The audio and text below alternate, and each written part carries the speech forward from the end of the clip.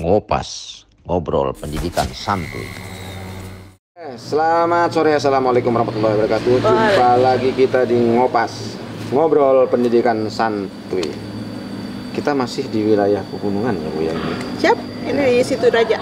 Masih di Situ Raja, tapi kita kembali ke jenjang yang lebih tinggi sedikit sekarang. Kalau biasanya kita dengan SMK, sekarang kita naik jenjang sedikit ke level Poltek, tapi ini masih di vokasi. Ya, kebetulan tamu kita luar biasa di sini adalah mantan pengawas SMK, ya. Dan sekarang itu beliau ini mendirikan Politeknik. Tapi ini bentuk kecintaan dari beliau dalam mengembangkan terus SMK ini. Jadi ini karena ada stagnasi, kemudian ada upaya untuk membawa perubahan. Ya, ada satu hal yang baru yang ingin disampaikan nanti melalui Politeknik ini. Politeknik ini namanya Politeknik Merdeka Belajar Indonesia. Ya, MBI karena ini orang-orang yang tidak pernah merdeka. Cinta kemerdekaan tapi nggak pernah merdeka, makanya belajar untuk merdeka ini. Belajar saja untuk merdeka. Ya, namanya Bu Diah Kusumami. Bukan Diah Kusumaningrum, ya, tapi Diah Kusumami. Bu Diah ini kan dulu lama menjadi guru, kemudian menjadi pengawas sekolah di SMK. Banyak hal yang sudah dilalui, ya, banyak hal yang dialami. Kemudian begitu purna dari pengawas, kiprahnya tidak pernah berhenti. Insya Allah. Ya, menjadi pembina di banyak sekolah SMK, kemudian bercita-cita mendirikan pendidikan tinggi vokasi, termasuk yang sekarang membangun bersama teman-teman ini institusi pendidikan vokasi yang lebih tinggi, Politeknik di diploma 3, diploma 4, ya, ada D3 dan D4. Ya, ada diploma 3, diploma 4 yang bermarkas di wilayah yang jauh dari kota, di Sumedang, gitu ya. Nah, Bu dia bisa ceritakan bagaimana ini muncul. Terima kasih Pak. Assalamualaikum warahmatullahi wabarakatuh. Kenalkan, nama saya Diah Kusumami. Saya dari Sumedang Pak, kota pengetahuan. Banyak tahu maksudnya. Banyak tahu ya. Jadi kalau kota pengetahuan itu ya Sumedang, karena banyak tahu. Tahunya enak banget ya. Saya mengajar selama 23 tahun di SMK. Dan saya juga pernah jadi dosen juga. Dan sekarang saya udah pensiun Pak. Udah 60 lebih lah usia saya. Tapi dalam hati saya tidak mau pensiun. Karena saya tidak mau pikun Pak. Maka saya harus berpikir terus. Kenapa saya mendirikan Politeknik? Itu karena saya lihat SMK itu kan memang BMW, bekerja, melanjutkan, dan wirausaha. Namun saya merasa ada stuck di situ Pak. Ada stuck itu anak SMK. Kalau saya ingin persiapan mereka lebih profesional lagi gitu loh. Tidak hanya fokus di bekerja. Yang kita tahu industri yang kita miliki tidak sebanyak lulusan SMK yang ada di Indonesia. Maka suatu hal yang wajar kalau kami di sini memikirkan gimana sih kalau mindset anak SMK itu tidak di B saja, tapi dia bisa melanjutkan atau bisa menjadi wirausaha. Itu kayaknya lebih seksi. Lebih seksi kalau mereka itu tidak mau bekerja di perusahaan orang. Kan kalau kita bekerja di perusahaan orang pasti tergantung ada nggak perusahaannya, ada nggak industrinya. Oleh karenanya mereka harus ditambah pengetahuan dan keterampilannya dengan dia mendapatkan pendidikan yang lebih tinggi. Namun sebuah kenyataan juga untuk di daerah Sumedang, untuk kuliah di luar kota Sumedang, kosnya itu lebih tinggi biaya kehidupan sehari-hari daripada uang kuliahnya mungkin. Ya entah uang kos, uang makan sehari-hari. Oleh karenanya itu menjadi sebuah pilihan yang menurut saya tepat Sumedang itu mendirikan Politeknik Merdeka Belajar Indonesia ini karena memang yang ada di Sumedang itu sementara ini sudah banyak, sebenarnya ada UPI, ada UNSAP dan sebagainya, tapi tidak ada yang vokasi. Sedangkan di Sumedang antara perbandingan SMA dan SMK itu 70-30 Pak. Jadi 30% SMA, 70% SMK. Nah mereka kalau kita bilang kita melakukan tracer study itu banyak sekali yang belum terserap di industri, juga tidak melakukan apa-apa. Nah itulah kami tim dari yayasan, yaitu Yayasan Merdeka Belajar Indonesia yang diketuai oleh Ibu Hajah Dewi Sugiyarti dan direkturnya adalah mantan Kadis Kesehatan Pak di Kabupaten Sumedang, Ibu Hajah Retno. Mohon maaf ini saya hanya mewakili. Saya adalah sebagai wadir non akademik di Politeknik Merdeka Belajar Indonesia ini, yang kita singkat jadi Poltek MBI lah, biar nggak susah ngomongnya. Kenapa belajar merdeka? Mereka belajar, bukan belajar merdeka. Merdeka belajar. Merdeka belajar artinya mereka diberi keleluasaan, diberi tidak didoktrin harus ini harus itu, tidak.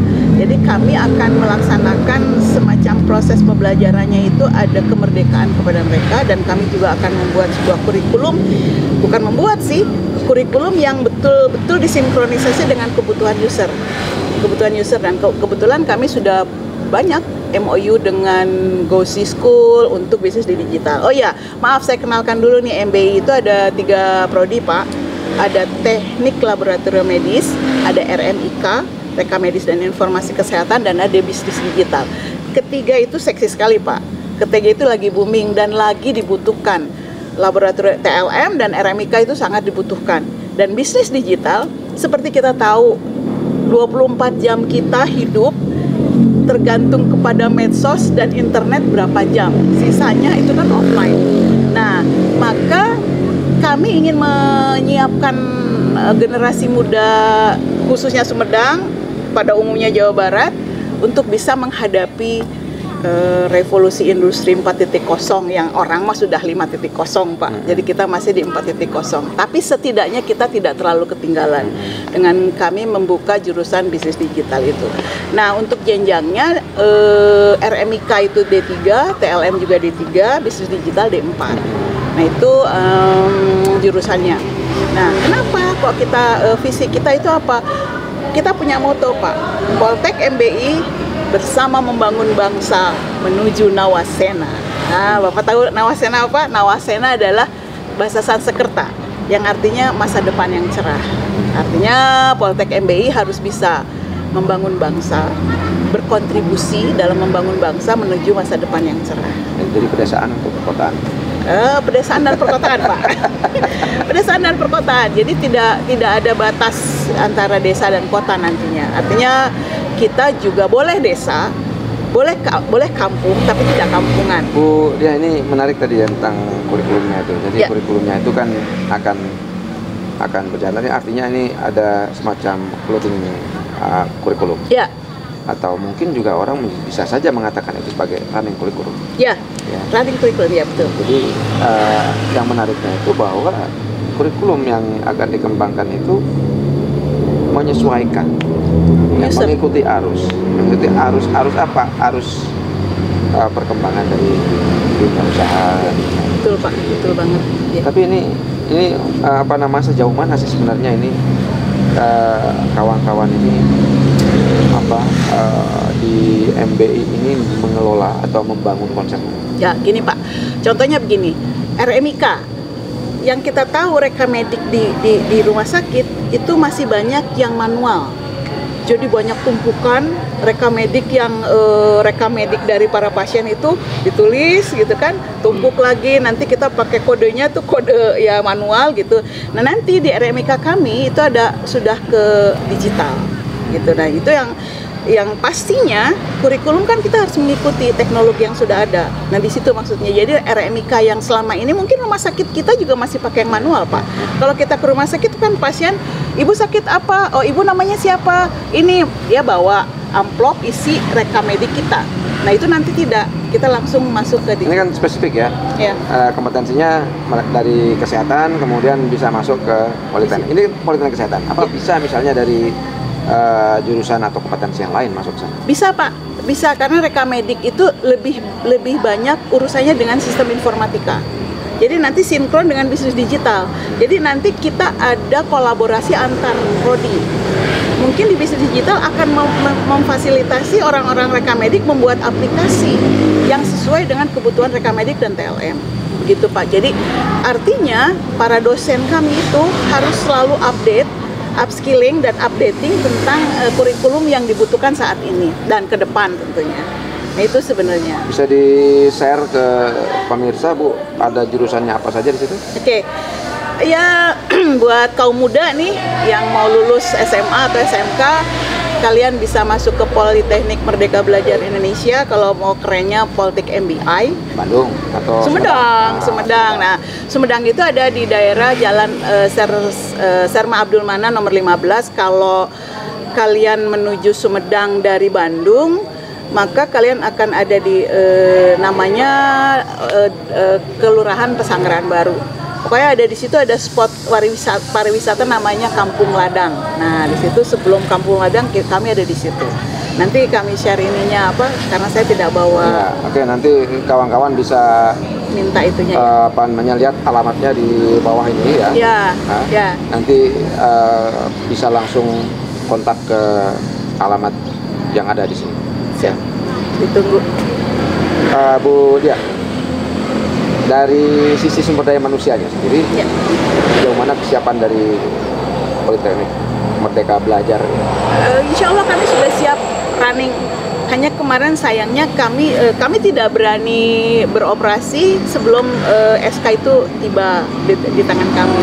Nah, SK itu masuk ke tangan kami, yang izin itu prosesnya betul-betul sungguh teliti dari Dirjen Vokasi, sehingga 5 tahun kami proses.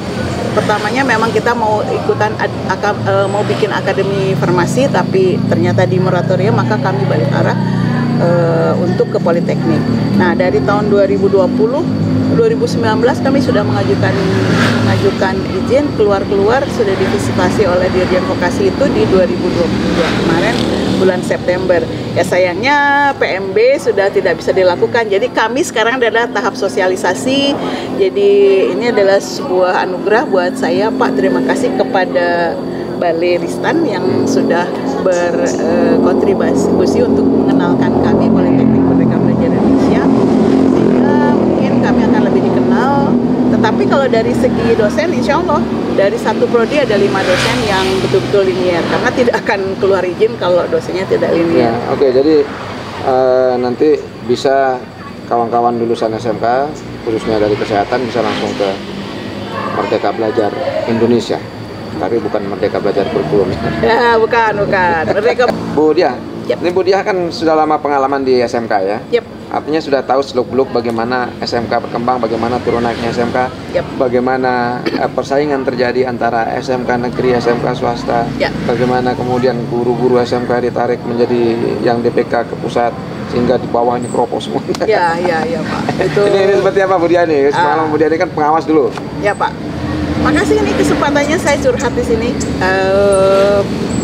Terutama yang saya tahu tahun kemarin ya Pak ya, banyak guru dan kepala sekolah mengeluh kepada saya pribadi bahwa udah daftar ke sekolah saya Bu, udah masuk Dapodik, udah daftar masuk berkas sudah di kita, tiba-tiba ditarik kembali oleh negeri.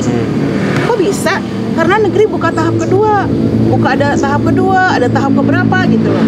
Kok bisa? Kan itu tuh menyalahi. Saya bertanya begitu, saya belum bertanya. Akhirnya saya menghubungi juga musyawarah sekolah swasta itu loh Pak, MGBS ya.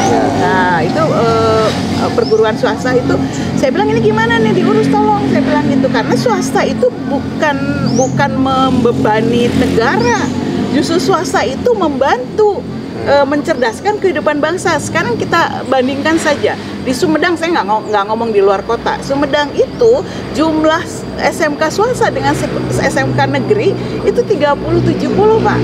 30-nya negeri, 70-nya swasta gitu. Jadi bagaimana mungkin swasta bisa tidak ada? Harus ada.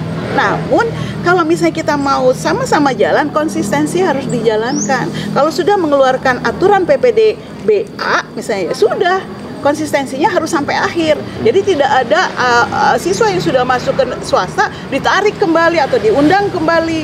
Yang lebih menyedihkan lagi, ada satu lagi Pak, PKBM. Kita tahu PKBM kan bukan untuk anak fresh graduate dari SMP dong. Nggak ada kan anak lulusan SMP langsung masuk PKBM. Yang saya tahu PKBM itu bagi orang yang sudah punya RPL, Recognized Prior Learning, sudah punya kompetensi tadinya hanya untuk pemuatan saja. Contoh, Menteri Susi lah, kan dia perlu legalitas, dia kompetensinya sudah sebenarnya nggak perlu diragukan lagi, dia sudah kompeten, tapi dia ada aturan yang harus lulus tingkat A, tingkat SMA, SLTP atau apapun. Nah itu logis di situ. PKBM harus ada memang untuk memfasilitasi orang-orang yang tidak punya kesempatan pada saat mau masuk ke SMA. Putus sekolah lah. Nah, gitu, putus sekolah. Tapi ini kenyataannya, faktanya Pak, di lapangan itu, jadi sudah ada anak SMP masuk ke sini, tiba-tiba tidak jadi karena sudah sekolah di PKBM. Nah, PKBM jurusannya apa? Ya. Gitu. Ya. Nah, itu satu. Satu lagi nih Pak, yang bikin saya kesel juga, bukan kesel ya, apa ya namanya ya, sedih juga gitu loh. Ada program P3K ya Pak ya. Saya pikir tadinya, wah alhamdulillah nih pemerintah sudah memfasilitasi guru dengan kemudahan-kemudahan banyak, ya langsung di pemberkasan, ada tes juga sih, ada tes ya, terus masuk. Tapi ternyata kenyataannya guru-guru yang masuk P3K dengan meminta ditempatkan di sana, di SMK mana atau SMA mana, ya sudah, kenyataannya sekolah SMK kehilangan guru-guru yang sudah bekerja banyak, padahal mungkin SMK itu sudah memberikan biaya dana untuk peningkatan kompetensinya, seperti dia jadi asesor atau peningkatan. Nah, tapi tiba-tiba ditarik kembali oleh pemerintah untuk ditempatkan di negeri. Apakah tidak bisa Pak itu dibiarkan saja deh gitu? Kalau misalnya memang kalau mau nolong ya udah negeri itu tolong, swasta juga ditolong gitu. Ya kan itu kan lebih enak, lebih smooth gitu loh Pak. Ya, jadi ini kawan-kawan terutama yang di pengambil kebijakan, jangan sampai kebijakan yang kita hasilkan itu justru menyiksa swasta, ya, mulai dari PKBM-nya, kemudian kebijakan pengambilan kembali guru-guru yang ada di swasta, padahal ke swasta ikut membina, ya. Nah, ini saya kira menjadi satu catatan untuk kebijakan yang sudah berjalan selama ini. Mudah-mudahan ke depan ini akan ada revisi, Bu. Amin, ya. amin. Mudah-mudahan kita berharap supaya apa? Supaya sekolah-sekolah swasta yang sudah berkiprah lama membantu pemerintah ini bisa berjalan normal kembali. Betul, Pak. Jangan sampai gurunya diambil, siswanya juga diambil. Ya. Nah, ini saya kira perlu dipikirkan. Jangan sampai memberikan kesempatan kepada institusi negeri justru melakukan penyiksaan kepada sekolah-sekolah swasta. Apalagi sekolah swasta yang kecil misalnya di pedesaan, di situ ada dibangun sebelahnya SMK negeri atau SMK negeri. SMK ini pasti akan mati. Ya. Nah, padahal kiprahnya sudah cukup lama. Bagaimana kita memberikan apresiasi kepada swasta untuk ikut terlibat dalam pengembangan SDM. Budia ini kalau selama ini kan kita juga selalu dihebohkan oleh banyaknya kasus-kasus yang ada di swasta, ya, terutama terkait dengan bagaimana perilaku gurunya yang tidak profesional dan sebagainya. Ini seperti apa pengalaman Bu? Untuk guru yang tidak profesional, sebenarnya kalau menurut saya itu bukan tidak profesional, tapi pandangan masyarakat terhadap guru itulah yang berubah. Zaman kita muda Pak, zaman kita kecil dulu. Sekarang kita udah tua Ibu ya? Ya, kita udah tua. Udah tua tapi masih jiwa muda Pak. Zaman kita muda dulu, kalau kita dimarahin guru, terus kita ngadu ke orang tua kita, apa coba jawaban orang tua kita? Kamu yang salah. Nggak pernah ada guru diadukan oleh orang tua dengan guru selalu benar. Artinya guru selalu benar ya. Tapi toh terbukti sebenarnya. Nah, Nah, di sini ada HAM. Sekarang udah muncul HAM, hak asasi manusia. Saya tidak memungkiri, mungkin ada oknum, bukan guru ya. Saya bilang ini oknum. Tapi oknum ini akan merusak kalau rusaknya susu sebelanga karena nilas titik itu sudah pasti ada. Nah, untuk menghindari itu sebenarnya memang saya sering bilang kepada guru-guru, karena waktu saya jadi pengawas pun sekarang saya masih jadi konsultan kali ya, gayanya mau konsultan gitu. Saya sering bilang sama guru bahwa guru itu harus menggunakan hati dan logikanya itu jangan 50-50, tapi 70-30. 70 hati, 30 baru logika. Saya kira tidak hanya guru, Bu, para pengambil kebijakan juga harusnya begitu. Ya. Karena kalau kita mikirnya pakai logika, itu yang keluarnya untung atau rugi ya. Tapi kalau kita pakainya hati, maka yang akan keluar saya benar atau salah ya.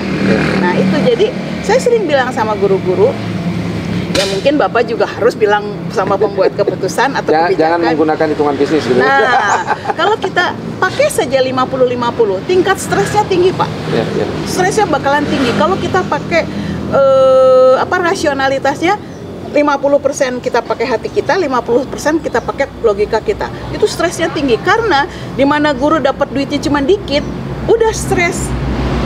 Tapi kalau dia punya tabungan hati itu 70%, dia pakai logika menghadapi anak yang mohon maaf yang slow learner lah ya, bukan bodoh, slow learner gitu ya. Padahal sama aja ya. Nah, dia itu ada kesabaran, ada ketulusan. Karena dia tidak berpikir secara logika saja, tidak berpikir untuk rugi, tapi berpikirnya aku sudah bener nggak ya ngedidik dia? Kenapa sih anak itu telat aja? Kenapa sih anak itu kok melawan aja sama guru? Coba lihat ke belakang. Nah, itu perlu kesabaran, Pak. Perlu usaha keras. Jadi saya itu, Pak. Jadi untuk profesionalisme guru sebenarnya sudah profesional, Pak. Guru itu sudah banyak program dari pemerintah untuk meningkatkan konten dari isi kepalanya itu sudah banyak. Ada guru penggerak, ada apalagi lah, banyak sekali saat ini, banyak sekali. Hanya mungkin yang belum tersentuh itu mindset guru itu bahwa mereka masih stagnan dan tidak mau berubah. Terlalu banyak perubahan. Terlalu banyak beban ya. Terlalu banyak beban. Nah, guru penggerak, terus ada lagi program apa. Jadi sebenarnya kan ini tidak perlu dilakukan, tapi bagaimana meningkatkan kompetensi mereka. Oke, ini satu pekerjaan kita bersama ke depan. Bagaimana kita membangun SDM dengan hati, bagaimana kita menelurkan kebijakan-kebijakan yang berimbang antara hati dan logika. Jadi jangan kita berhitung secara matematis, jangan juga berhitung secara bisnis.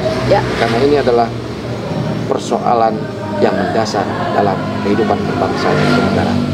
Kita akan jumpa lagi di Ngopas yang akan datang dengan topik yang tidak kalah menarik. Assalamualaikum warahmatullahi wabarakatuh. Waalaikumsalam warahmatullahi wabarakatuh. Ngopas, ngobrol pendidikan santuy.